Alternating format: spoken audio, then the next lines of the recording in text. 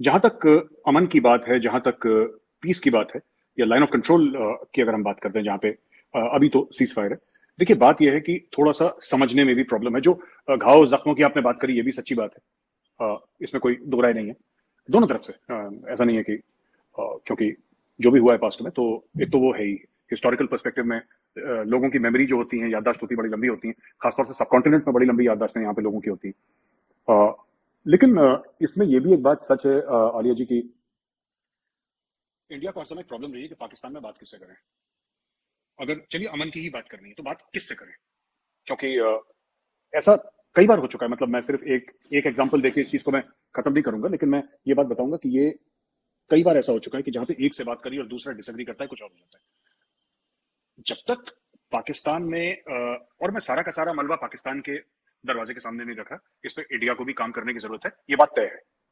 ताली दोनों हाथों से बचती है। हम कहें किसी पाकिस्तानी सब कुछ कर ले, तो दैट्स नॉट ट्रू। ऐसा होता नहीं है। देखिए ना, फर्क है। You cannot compare Shehbaz Sharif to Modi ji. Modi ji is the boss. India में एक ही बॉस है और उनका नाम है Narendra Modi. But the fact of the matter is that we cannot engage with general Bajwa directly. हम जनरल बाजवा के साथ डायरेक्टली एंगेज नहीं कर सकते, क्योंकि as a democracy we would like to engage with the democratic leaders of Pakistan. और मेरी नजर में पाकिस्तान में अगर कोई एक बंदा है जिसकी क्रेडिबिलिटी है, वो जनरल बाजवा है। बाकी ये देखिए, आज शहबाज शरीफ है, कल कोई और आ जाएगा, परसों तीसरा आ जाएगा।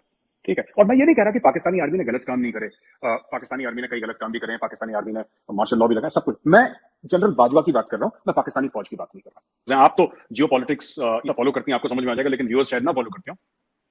अक्सर पाकिस्तानी ये हमसे कहते हैं कि यार, जो आपके डॉक्टर जयशंकर है ना, वो कमाल का फॉरेन अफेयर्स मिनिस्टर है, भारत की कमाल की डिप्लोमेसी है।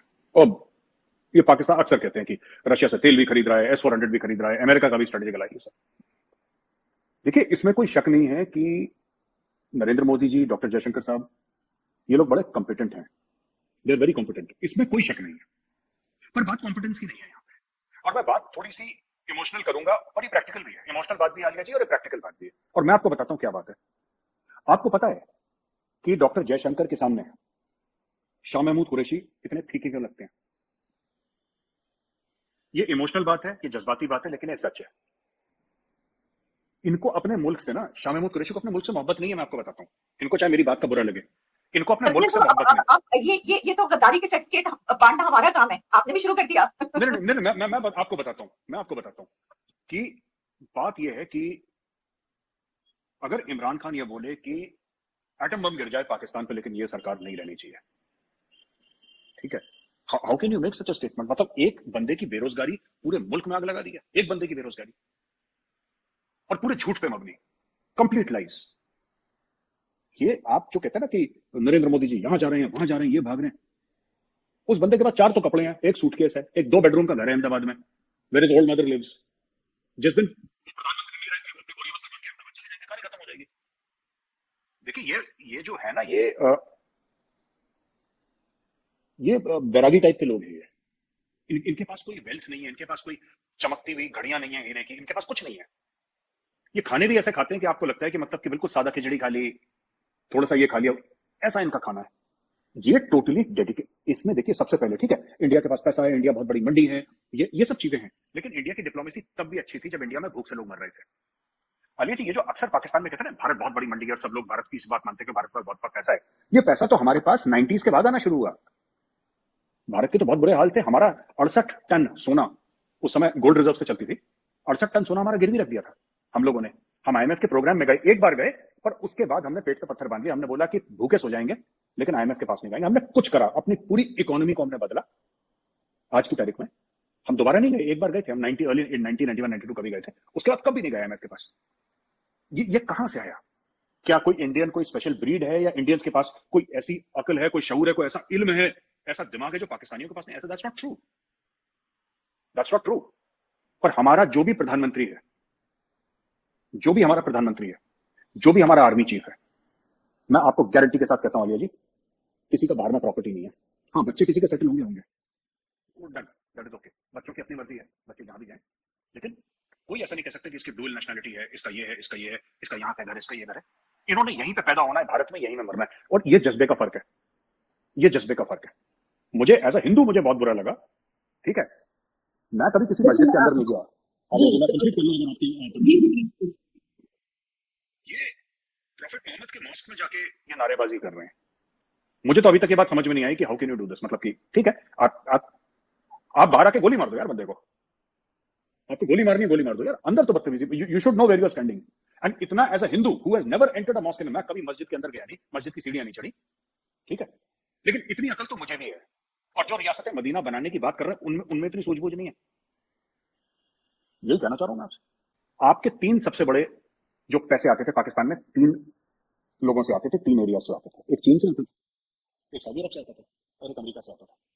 अमेरिका को गाली दे दी कि अमेरिका का भरता बना दिया खान साहब ने कि ज़हनी आज़ादी ये वो, और उनके अफरीदी साहब पहुंच गए वहां पे कि यहाँ की तो ख़वातीन वही गलत है, और दुनिया भर का हमारा लेक्चर देके अमेरिका से आ गए। आपने अमेरिका से रिश्ते खराब कर दिए। अमेरिका से डॉलर आए ना आए मुझे नहीं पता, अमेरिका मतलब सिर्फ अमेरिका नहीं, अमेरिका मतलब एफएटीएफ, अमेरिका मतलब वर्ल्ड बैंक, अमेरिका मतलब IMF, ठीक है।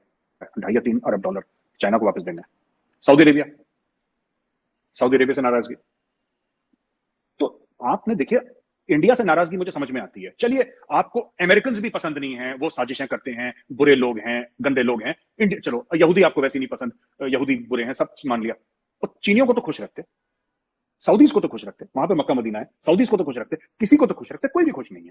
और ये मैं पाकिस्तानी मीडिया को कोट कर रहा हूं। तीसरी चीज आप कहते हैं कि जो इंडिया कवर करता है, इंडियन मीडिया कवर करता है, देखिए बात यह है कि न्यूज साइकिल होती है हमारी न्यूज साइकिल होती है। मैं खुद मीडिया में काम करता हूं, मीडिया किस तरीके से काम करता है, जो इंटरेस्टिंग न्यूज है, जो उनको लगता है बिकेगी, वो मीडिया कवर करता है। अगर उस समय कोई और चीज आ गई ज्यादा मसालेदार, जो कि मीडिया वाले सोचते हैं, और सारे मीडिया चैनल ऐसे काम करते हैं, everything is based on TRP, public interest.